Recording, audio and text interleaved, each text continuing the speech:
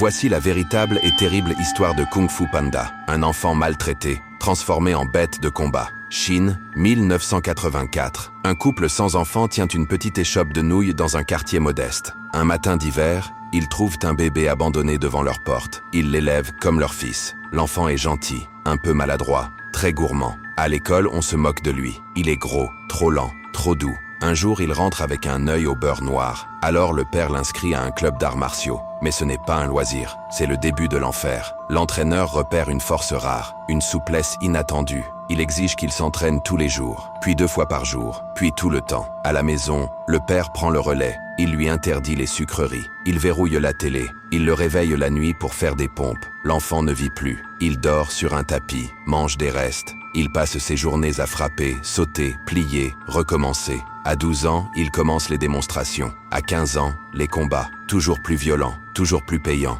À 18 ans, il craque. Un spectateur le provoque. Il saute sur lui, le frappe, encore et encore. Le public hurle, mais l'homme ne se relève pas. Le jeune homme disparaît. On ne le reverra jamais. Certains disent qu'il vit reclus dans les montagnes, qu'il cuisine des nouilles et s'entraîne encore. Quelques années plus tard, un producteur hollywoodien en voyage tombe sur cette histoire et un film voit le jour, avec un panda au passé flou, gentil, maladroit, mais terriblement fort. Et toi, quelle prochaine histoire veux-tu entendre ?